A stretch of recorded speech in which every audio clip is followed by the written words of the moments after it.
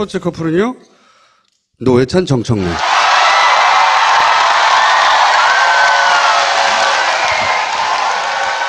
자, 이제 오늘 나오시는 모든 게스트들은 노무현 특집이기 때문에, 8주기.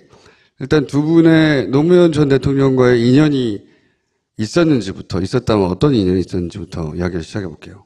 예, 저는, 노무현 대통령을 94년도에 만났습니다. 그때가 1995년도에 이제 지방선거, 갓 시작한 지방선거가 95년도에 있었고요. 그런데 저는 당시 어떤 일을 하고 있었냐면 이제 제 직업이 진보정당을 만드는 일이었습니다. 그래서 진보정당 추진위원회 대표를 했는데 지방자치가 뭔지 우리 잘 모르니까 이게 해박한 분으로부터 좀 우리가 교양을 받자, 교육을 받자 이렇게 해서 보니까 정치인 중에 굉장히 이렇게 신망이 높고 개혁적이고 무엇보다도 이제 풀뿌리 지방자치에 대해서 연구를 해서 책도 몇 개 번역해 놓은 분이 바로 노무현이라는 전 국회의원이었습니다. 그래서 이제 수소문해가지고 그분이 살고 있는 집으로 가가지고, 난방이 안 된 방에 이렇게 두터운 옷을 입고 계시더라고, 혼자서. 부산이요? 아니면 서울이요? 서울에서. 예. 네, 그래서. 지방자치 연구소 할 때. 예, 지방자치 연구소라는 걸 운영하고 계셨고, 그게 달랑 실무자 2명을 데리고 있었는데 그 실무자가 안희정, 이광재였던 그 시절이었습니다. 그래서 제가 이제 초면이지만은 이렇게 강연 요청을 했더니 흔쾌히 받아들이셨어요.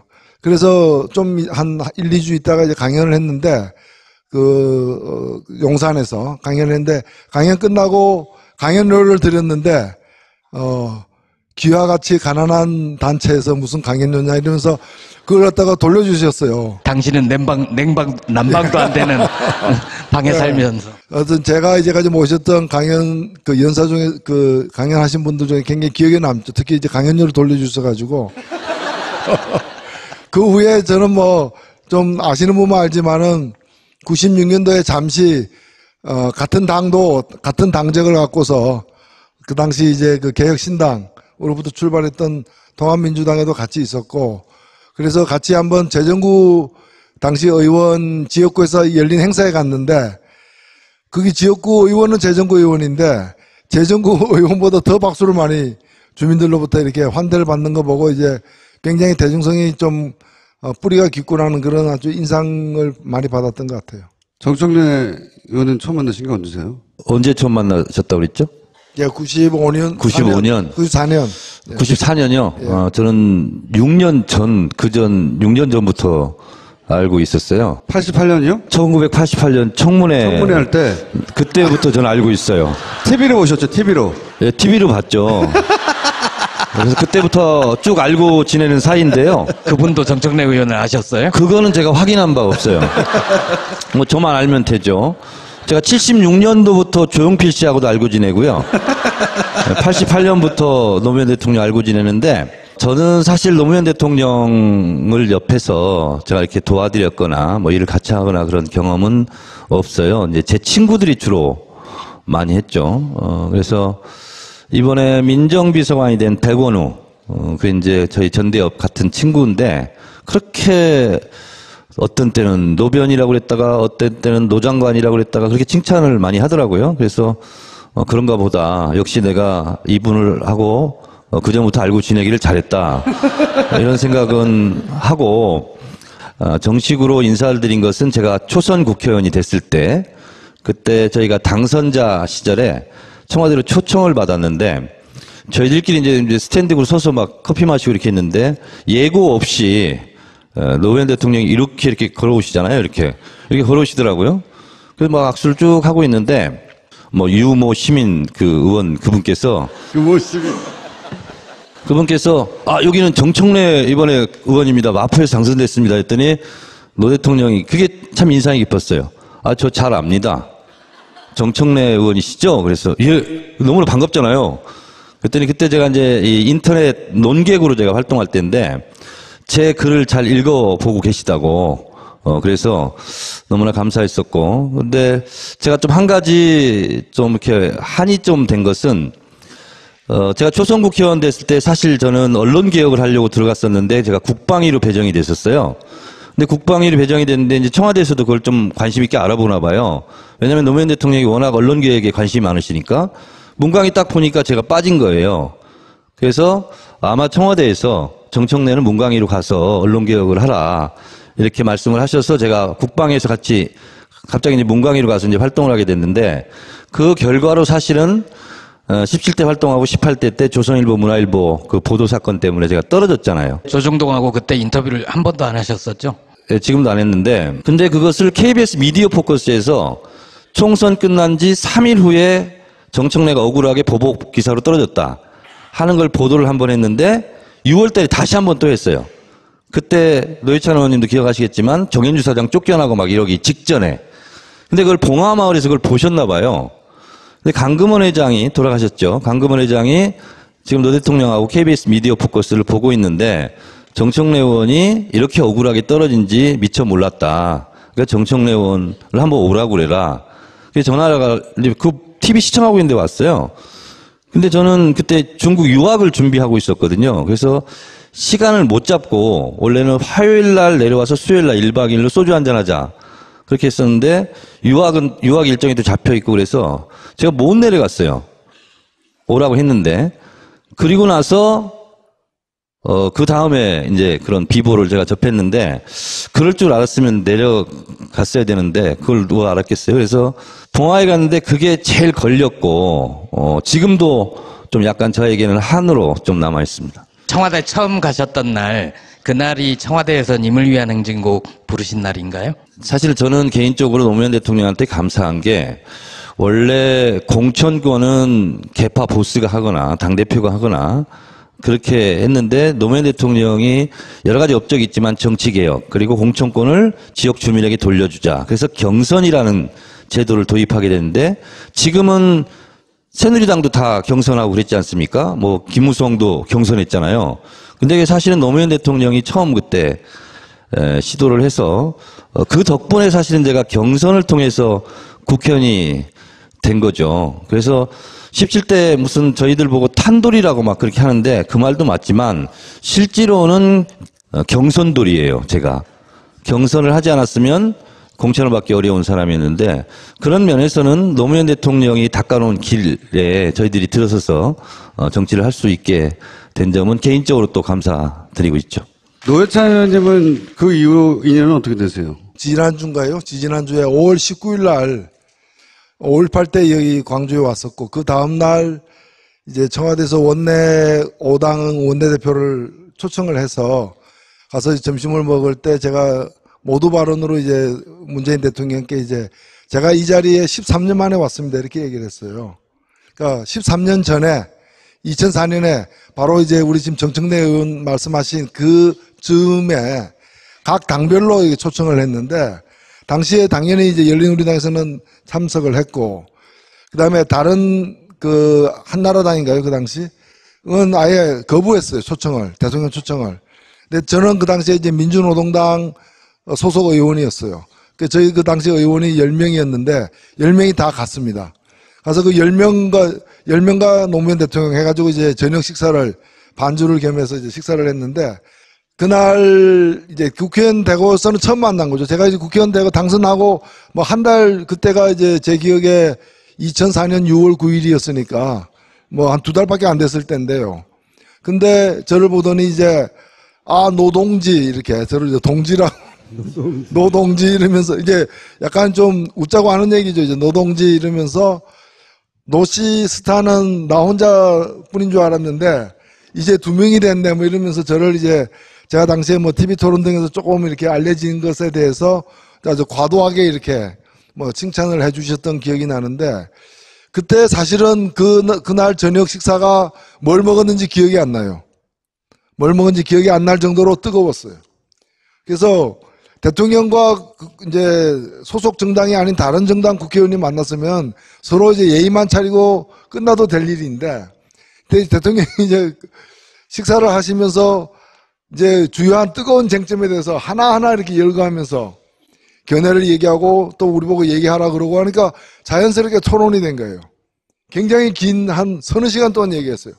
그래서 그 중에 이제 몇 가지는 이런 건 중요하니까 힘을 합해야 되겠다는 결론에 도달한 것도 있지만 몇 가지는 서로 팽팽히 맞서가지고 그때 이제 부안 방패장. 예, 방사능 그 폐기물 처치하는 문제 이런 거 등 해가지고 몇 가지 문제에서는 굉장히 열띤 토론을 하고 바깥에서 만났다면 2차 갑시다 이랬을 텐데 이제 합시다.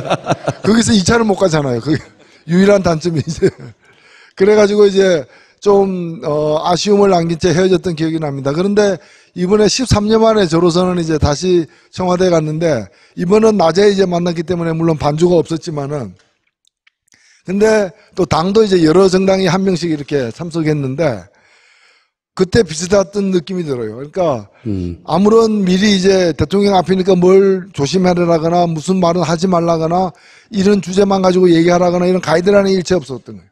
심지어는 대통령 앞에 달게 돼 있는 이름표까지도 다 대통령의 지시라고 하면서 달지 않고 들어가도록 했을 뿐만이 아니라 들어가서 어떤 주제든 주로 야당들에서 꺼내는 어떤 주제든 간에 다 받아가지고 바로 얘기를 하고 또 얘기하면서도 또 좀 이렇게 완곡하게 이렇게 넘어갈 일도 제가 듣기에는 이제 확실하게 입장이 필요한 부분은 확실하게 그냥 끝까지 얘기를 해내는 아주 그런 좀 오래간만에 보는 진풍경이었다. 그래서 거의 이제 우리가 뭐 청와대에서 사람 냄새 맡아본 지가 오래됐잖아요. 그 전에 계신 분은 그럼 뭐예요? 아니 저는 뭐 저보고 물은다 거의 외계인이 한 10년 점거했는데 한 외계인이 물러가고 거기 인간들이 들어가게 된 거죠 이제. 그래서 거기서 인간들끼리 상봉하는 그런 인간들끼리 상봉. 이 초기를 비교하면 어떨까요? 노무현 정부 초기 출범한 이후에 한 2, 3주하고 문재인 정부 출범 이후에 한 2, 3주를 비교해 보면 어때요? 되돌아보시면? 기억을 되살려 보면 2002년 12월 19일 날 지금하고는 좀 다른 진짜 가슴 졸임과 떨림 이러면서 거의 뭐 탄성과 괴성을 지르면서 서로 부둥켜 안고 울고 막 이랬던 저도 기억이 납니다. 동아일보 앞에서 저는 그걸 전광판으로 보다가 여의도 당사 앞으로 막 달려가서 막 진짜 막 울고불고 막 했던 그런 기억이 나요. 그만큼 굉장히 감격적이었고 그랬는데 이번에는 이길 줄 알아서 그랬는지 그때만큼 그것보다는 좀 저는 마음속으로 좀 멍한 그런 느낌이었는데 노무현 대통령 때는 집권 이후에 검사와의 대화에서 보듯이 굉장히 사방팔방이 온갖 거의 뭐 적들로 둘러싸여 있고 또 조중동이 버티고 있었고 그리고 결정적으로 지금은 굉장히 문재인 대통령은 저는 행복하다고 보는데 그때는 파파이스도 없었어요. 무슨 인터넷 게시판 노사모는 있었지만 굉장히 노무현 대통령을 방어해주고 지켜주고 이런 힘이 실제로 미약했었고 또 노무현 대통령을 뽑았던 사람들조차 그때는 노무현 대통령을 지켜주자 이런 것보다는 얼마나 잘하나 두고 보자 뭐 이런 생각이 있었고 그래서 노무현 대통령이 취임 1주년 기념으로 그때 당시 문화일보 대기자였던 도올 김영옥 선생이 청와대에 들어가서 인터뷰를 합니다. 1년 동안 가장 힘들었던 게 뭐냐라고 물었을 때 노무현 대통령이 이렇게 답변을 해요. 나를 지지했던 그리고 나를 도와줬던 야권 진보 개혁 진영이 아픈 소리 하는데 가장 그것이 괴롭고 힘들다. 이렇게 얘기를 하세요. 그러니까 노무현 대통령 집권 초기에는 기존 관료도 기존 기득권도 그리고 심지어 노무현 대통령을 지지하고 찍었던 사람들도 적극적으로 지키거나 도와주고자 하는 그런 흐름이 저는 없었다. 그래서 고립돼 있었다. 이런 느낌인데 반해서 지금은 문재인 대통령은 그때에 비하면 백마탄 왕자는 아닐지라도 복을 타고난 왕자다. 이런 느낌이 저는 들어요. 지금 종편은 원래 종일 편파 방송이잖아요. 종편은 지금도 편파 방송을 해요. 그냥 문재인 대통령 어떻게 하면 잘 보이려고 막 띄우고 내가 봤을 땐 별것도 아닌 거 가지고도 막 부풀려서 미담으로 하고 어용 방송이 됐어요. 그러니까요. 저는 판도라 지금 나가고 있잖아요. 제가 이번 주에도 사람 사는 세상 그 노래를 불렀거든요. 안 끊고 다 틀어줘요. 지난주에는 님을 위한 행진곡을 불렀더니 제 노래 말미에 막 광주 뮤직비디오 같은 거 이런 것까지 막 설치 막 해가지고 막 엄청 막 이렇게 하던데 생각해보면 2003년도 노무현 대통령 집권 초기에 비하면 지금은 너무 우군이 많고 그리고 지금은 SNS와 팟캐스트 그리고 결정적으로 뉴스 공장까지 생겨가지고 문재인 대통령을 엄청 지금 막 보호하고 지켜주려고 하는 그런 도도한 물결이 지금 형성돼 있어요. 그런 면에서 봤을 때 누구는 그렇게 얘기를 하더라고요. 노무현 대통령은 마르크스고 문재인 대통령은 엥겔스다. 두 사람을 뗄래야 뗄 수 없잖아요. 그런데 노무현 대통령은 어렵게 이 시대를 개척해온 파이오니아, 개척자라면 어떻게 보면 그런 기반 위에 문재인 대통령은 제가 이건 공부해 왔습니다. 모더레이터, 회의를 주재하고 그 다 듣고 경청하고 그리고 결단해서 실천하고 이러한 환경의 변화 이런 게 두 분의 가는 방향은 같지만 주변 환경에 따라서 이렇게 좀 다른 것 같다 그런 느낌이 드는데 노회찬 의원님은 100% 동의하실 거라고 생각합니다. 예, 제가 볼 때는 가장 큰 차이는 그 집안의 차이입니다. 집이 평안해야 만사가 잘 된다는 말도 있는데 노무현 대통령이 당선될 때의 당에서 당선되는 과정에서도 후보로 뽑아놓고도 끊임없이 당내에서 흔들었지만 당선된 이후에도 그것이 유사했어요. 그래서 끝내 노무현 대통령이 당선되고 1년 후에 그 정치 개혁을 위해서 그 당에서 나와서 열린우리당을 창당하는 그런 사태가 벌어진 거예요.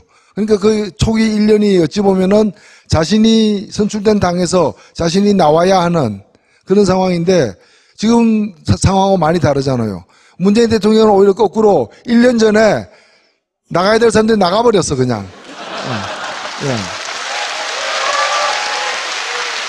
그러니까 제 발로 나가버린 상태에서 대통령이 됐기 때문에 상대적으로 좀 집안이 덜 문란했고 그리고 이제 아마 집권 초기에도 그런 집안 걱정이라거나 이런 건 좀 덜 하지 않을까 그런 생각이 되고 두 번째 차이는 더 결정적인 차이인데 그 사이에 많은 세월이 흘렀습니다.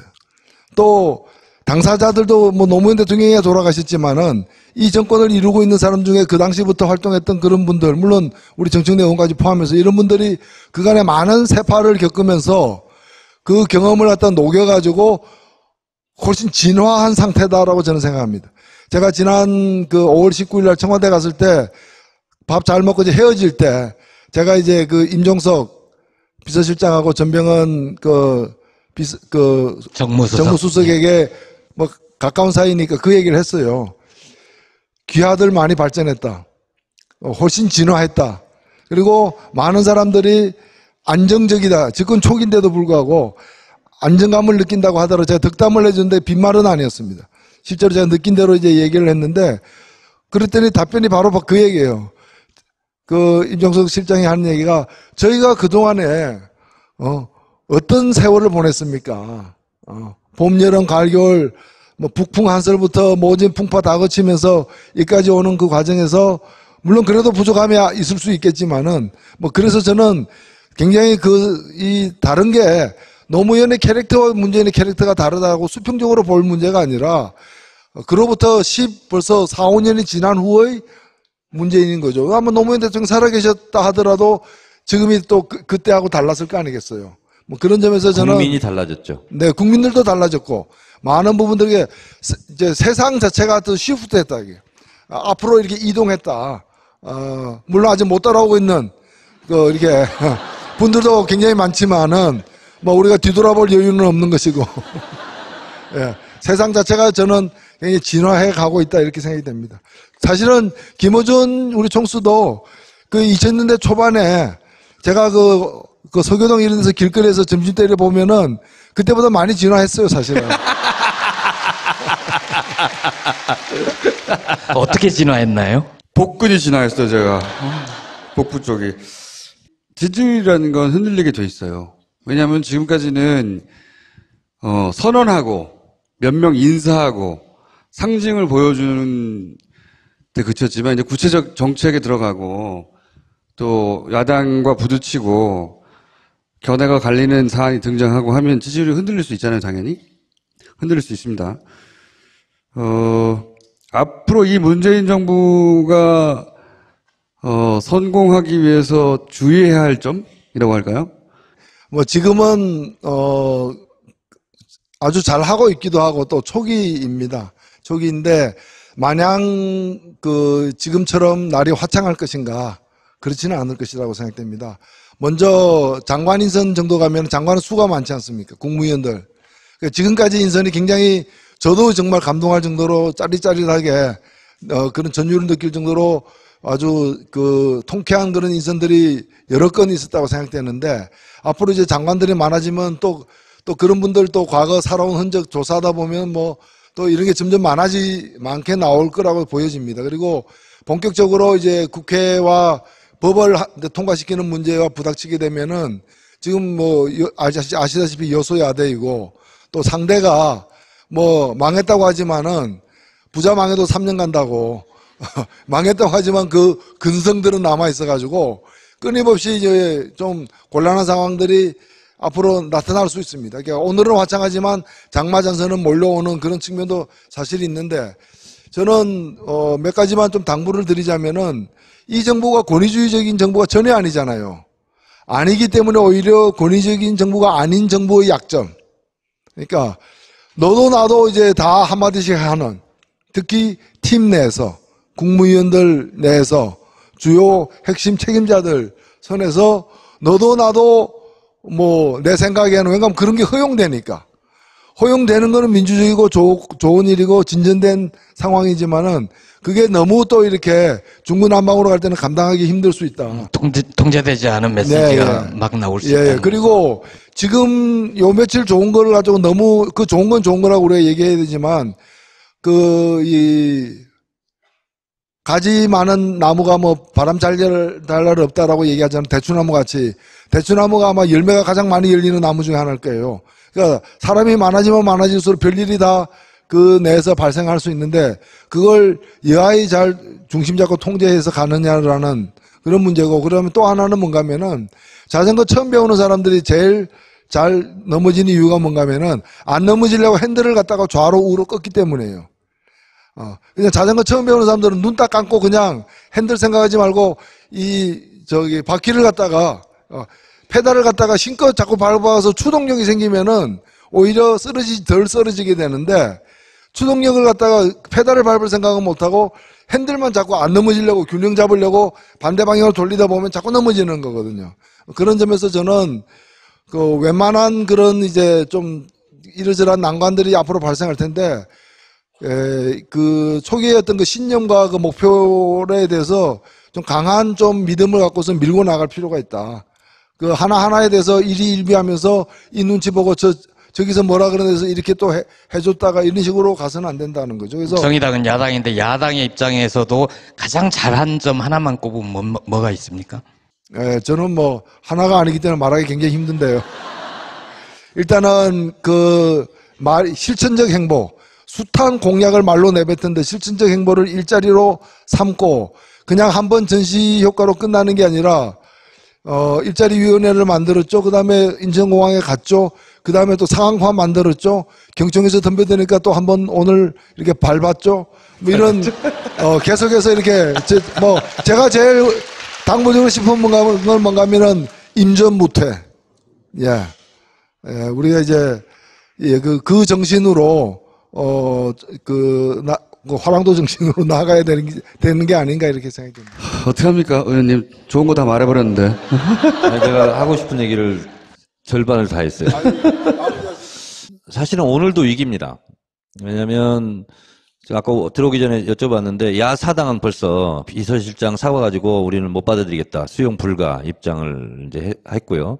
그러니까 지금 잘 나가고 있을 때 대통령을 한번 좀 기스내겠다. 이건 당연히 야당에서 하는데요. 인사청문회 내내가 위기이고요. 그리고 저는 인사청문회 위기는 지금 집권 초반기의 지지율로서 어느 정도 헤쳐나갈 거라고 보고 있는데요. 이제 진정으로 아까 말씀하셨지만 법을 다루는 정기국회, 국정감사 이때가 아마 1차 위기가 저는 좀 닥칠 거라고 보고요. 그래서 그 전에 법으로 하지 않아도 되는 일, 업무 지시로 해도 가능한 것으로 지지율의 뚝을 높이 싸고 두껍게 싸서 그 여세를 몰아서 법도 국민들이 원하니까 이것은 안 하면 내년 지방선거 때 거의 뭐 작살나겠다 이런 의식이 들 수 있을 정도로 저는 일단 정기국회 때까지는 힘차게 밀고 나갔으면 좋겠다 이런 거고요.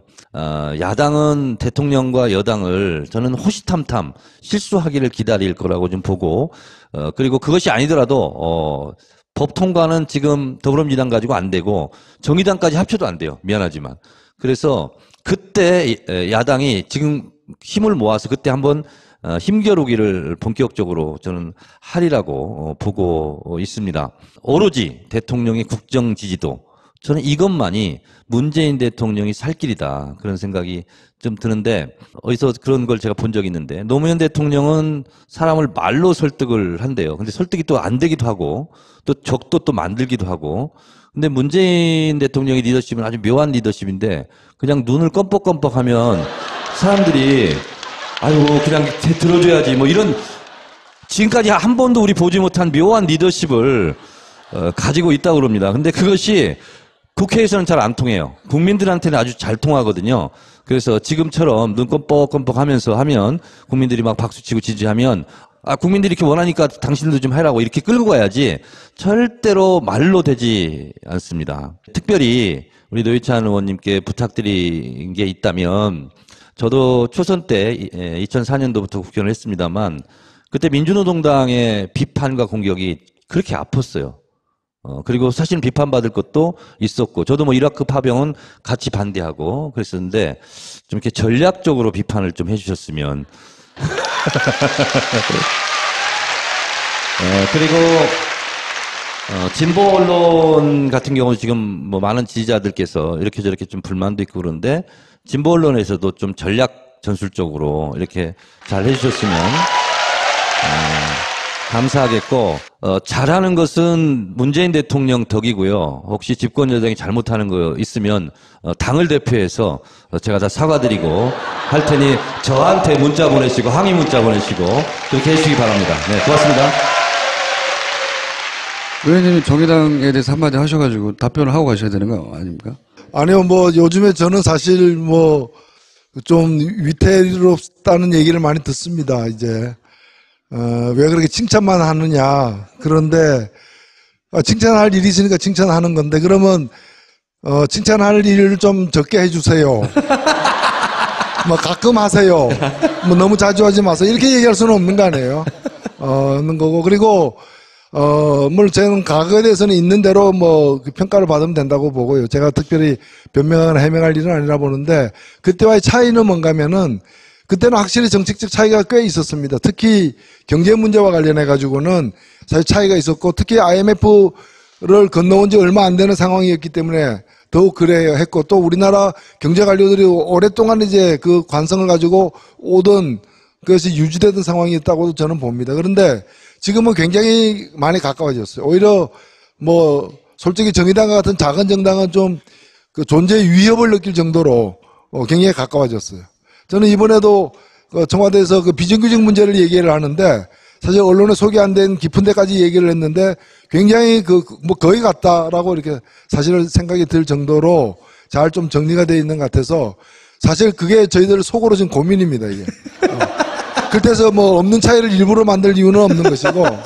다만 저는 이제 대한민국 정치가 꼭 상대가 지금 민주당이어서가 아니라 그 누구라 할지라도 잘한 건 확실히 잘했다 그러고 비판할 건 예리하게 비판하되 흠이 있더라도 이게 좀 큰 흠이 아니고 작은 흠 같으면은 넘어갈 때 넘어가 주는 것이 그게 일상이 돼야 된다고 생각합니다, 저는. 자, 두 분 여기까지 하겠습니다. 감사합니다. 고맙습니다. 아이고 오 과장 바이오한테 화한 왜 안 보낸 거야? 10만 원이 넘을 텐데 지출 내역이 없잖아. 보냈습니다. 착한 콜 화환은 69,000원이라서요. 1800-9222 정직한 가격에 착한 콜 꽃배달 서비스. 거기다 구매 금액의 5%는 어려운 이웃에게 기부됩니다. 딴지마켓의 검증으로 안심할 수 있는 1800-9222 착한 콜. 대리운전 서비스도 있습니다. 제가 생각하는 이상적인 사회는 더불어 사는 사람 모두가 먹는 것, 입는 것 이런 걱정 좀 안 하고 사람 사는 세상을 위해 정치를 시작한 노무현. 그는 우리 곁에 없지만 그의 꿈은 영원합니다. 노무현 재단은 사람 사는 세상을 위하여 노무현의 가치와 철학을 전합니다. 노무현 재단의 후원회원이 되어주세요. 1688-0523 한으로 좀 남아 있습니다. 청와대 처음 가셨던 날, 그날이 청와대에서 님을 위한 행진곡 부르신 날인가요? 사실 저는 개인적으로 노무현 대통령한테 감사한 게 원래 공천권은 개파 보스가 하거나 당대표가 하거나 그렇게 했는데 노무현 대통령이 여러 가지 업적이 있지만 정치개혁 그리고 공천권을 지역 주민에게 돌려주자. 그래서 경선이라는 제도를 도입하게 됐는데 지금은 새누리당도 다 경선하고 그랬지 않습니까? 뭐 김무성도 경선했잖아요. 근데 사실은 노무현 대통령이 처음 그때 시도를 해서 그 덕분에 사실은 제가 경선을 통해서 국회의원이 된 거죠. 그래서 17대 무슨 저희들 보고 탄돌이라고 막 그렇게 하는데 그 말도 맞지만 실제로는 경선돌이에요. 제가 경선을 하지 않았으면 공천을 받기 어려운 사람이었는데 그런 면에서는 노무현 대통령이 닦아놓은 길에 저희들이 들어서서 정치를 할 수 있게 된 점은 개인적으로 또 감사드리고 있죠. 노회찬 의원님은 그 이후 인연은 어떻게 되세요? 지난주인가요? 지난주에 5월 19일 날 5.18 때 여기 광주에 왔었고 그 다음날 이제 청와대에서 원내 5당 원내대표를 초청을 해서 가서 점심을 먹을 때 제가 모두 발언으로 이제 문재인 대통령께 이제 제가 이 자리에 13년 만에 왔습니다. 이렇게 얘기를 했어요. 그러니까 13년 전에 2004년에 바로 이제 우리 지금 정청래 의원 말씀하신 그 즈음에 각 당별로 초청을 했는데 당시에 당연히 이제 열린우리당에서는 참석을 했고 그다음에 다른 그 한나라당인가요? 그 당시? 은 아예 거부했어요. 초청을. 대통령 초청을. 근데 저는 그 당시에 이제 민주노동당 소속 의원이었어요.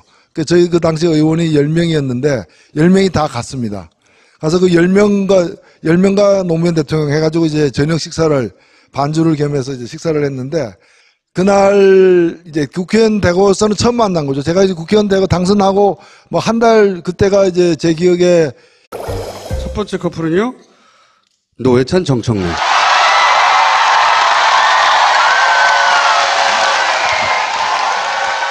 자, 이제 오늘 나오신 모든 게스트들은 노무현 특집이기 때문에 8주기. 일단 두 분의 노무현 전 대통령과의 인연이 있었다면 어떤 인연이 있었는지부터 이야기를 시작해 볼게요. 예, 저는 노무현 대통령을 94년도에 만났습니다. 그때가 1995년도에 이제 지방선거, 갓 시작한 지방선거 선거가 95년도에 있었고요. 그런데 저는 당시 어떤 일을 하고 있었냐면 이제 제 직업이 진보정당을 만드는 일이었습니다. 그래서 진보정당 추진위원회 대표를 했는데 지방자치가 뭔지 우리 잘 모르니까 이게 해박한 분으로부터 좀 우리가 교양을 받자, 교육을 받자. 이렇게 해서 보니까 정치인 중에 굉장히 이렇게 신망이 높고 개혁적이고 무엇보다도 이제 풀뿌리 지방자치에 대해서 연구를 해서 책도 몇 개 번역해 놓은 분이 바로 노무현이라는 전 국회의원이었습니다.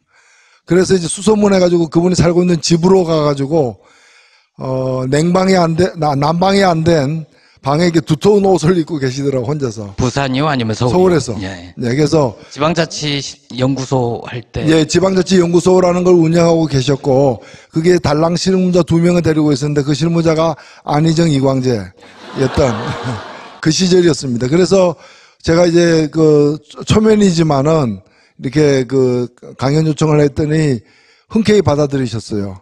그래서 좀 한 1, 2주 있다가 이제 강연을 했는데, 용산에서 강연을 했는데, 강연 끝나고 강연료를 드렸는데, 귀와 같이 가난한 단체에서 무슨 강연료냐 이러면서 그걸 갖다가 돌려주셨어요. 당신은 난방도 안 되는 방에 살면서. 어떤 제가 이제까지 모셨던 강연, 연사 중에 강연하신 분들 중에 굉장히 기억에 남죠. 특히 이제 강연료를 돌려주셔가지고. 그 후에 저는 뭐 좀 아시는 분만 알지만은 의원입니다. 마포에서 당선됐습니다. 했더니 노 대통령이 그게 참 인상이 깊었어요. 아, 저 잘 압니다. 정청래 의원이시죠? 그래서 예, 너무나 반갑잖아요. 그랬더니 그때 제가 이제 이 인터넷 논객으로 제가 활동할 때인데 제 글을 잘 읽어보고 계시다고. 그래서 너무나 감사했었고. 근데 제가 좀 한 가지 좀 이렇게 한이 좀 된 것은 제가 초선 국회의원 됐을 때 사실 저는 언론 개혁을 하려고 들어갔었는데 제가 국방위로 배정이 됐었어요. 근데 국방위로 배정이 됐는데 이제 청와대에서도 그걸 좀 관심 있게 알아보나 봐요. 왜냐하면 노무현 대통령이 워낙 언론 개혁에 관심이 많으시니까 문광이 딱 보니까 제가 빠진 거예요. 그래서 아마 청와대에서 정청래는 문광위로 가서 언론 개혁을 하라 이렇게 말씀을 하셔서 제가 국방위에서 같이 갑자기 이제 문광위로 가서 이제 활동을 하게 됐는데 그 결과로 사실은 17대 활동하고 18대 때 조선일보, 문화일보 그 보도 사건 때문에 제가 떨어졌잖아요. 조정동하고 그때 인터뷰를 한 번도 안 하셨었죠? 네, 지금도 안 했는데 근데 그것을 KBS 미디어 포커스에서 총선 끝난 지 3일 후에 정청래가 억울하게 보복 기사로 떨어졌다 하는 걸 보도를 한 번 했는데 6월 달에 다시 한 번 또 했어요. 그때 노회찬 의원님도 기억하시겠지만 정현주 사장 쫓겨나고 막 이러기 직전에. 근데 그걸 봉화마을에서 그걸 보셨나 봐요. 근데 강금원 회장이 돌아가셨죠. 강금원 회장이 지금 노 대통령하고 KBS 미디어 포커스를 보고 있는데 정청래 의원이 이렇게 억울하게 떨어진지 미처 몰랐다. 그러니까 정청래 의원을 한번 오라고 그래라.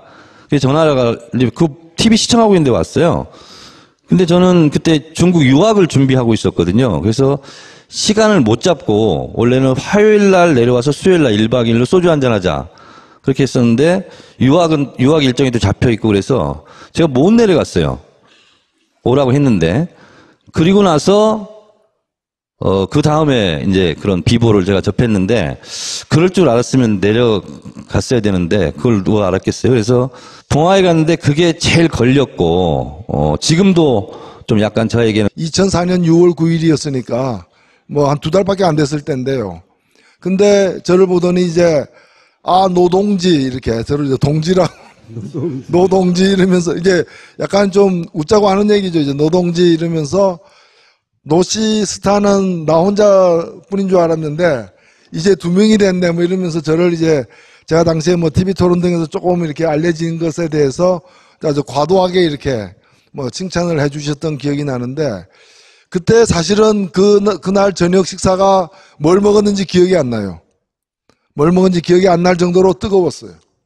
그래서 대통령과 이제 소속 정당이 아닌 다른 정당 국회의원이 만났으면 서로 이제 예의만 차리고 끝나도 될 일인데 대통령이 이제 식사를 하시면서 이제 주요한 뜨거운 쟁점에 대해서 하나하나 이렇게 열거하면서 견해를 얘기하고 또 우리 보고 얘기하라 그러고 하니까 자연스럽게 토론이 된 거예요. 굉장히 긴 한 서너 시간 동안 얘기했어요. 그래서 그 중에 이제 몇 가지는 이런 건 중요하니까 힘을 합해야 되겠다는 결론에 도달한 것도 있지만 몇 가지는 서로 팽팽히 맞서가지고 그때 이제 부안 방패자 방사능 그 폐기물 처치하는 문제 이런 거 등 해가지고 몇 가지 문제에서는 굉장히 열띤 토론을 하고 바깥에서 만났다면 2차 갑시다 이랬을 텐데 2차 갑시다.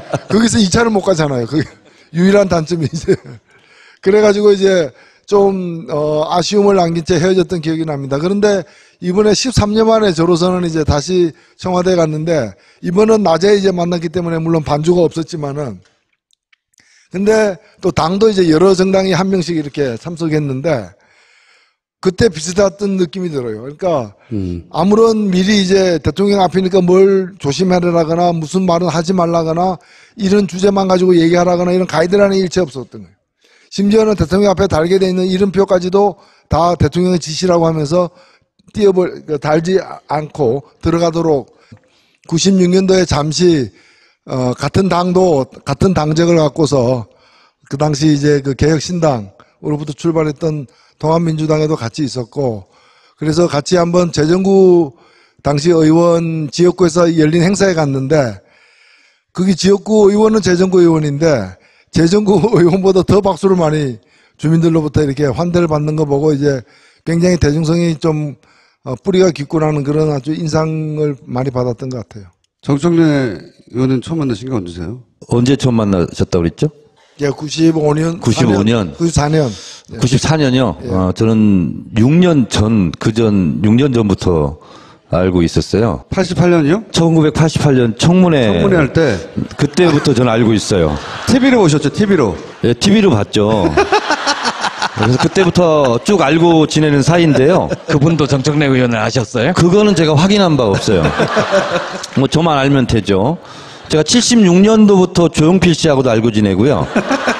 88년부터 노무현 대통령 알고 지내는데 저는 사실 노무현 대통령을 옆에서 제가 이렇게 도와드렸거나 뭐 일을 같이 하거나 그런 경험은 없어요. 이제 제 친구들이 주로 많이 했죠. 그래서 이번에 민정비서관이 된 백원우, 그 이제 저희 전대협 같은 친구인데 그렇게 어떤 때는 노변이라고 그랬다가 어떤 때는 노장관이라고 그랬다가 그렇게 칭찬을 많이 하더라고요. 그래서 그런가 보다 역시 내가 이분을 하고 그전부터 알고 지내기를 잘했다 이런 생각은 하고 정식으로 인사를 드린 것은 제가 초선 국회의원이 됐을 때 그때 저희가 당선자 시절에 청와대로 초청을 받았는데 저희들끼리 이제 스탠딩으로 서서 막 커피 마시고 이렇게 했는데 예고 없이 노무현 대통령이 이렇게 걸어오시잖아요. 이렇게 걸어오시더라고요.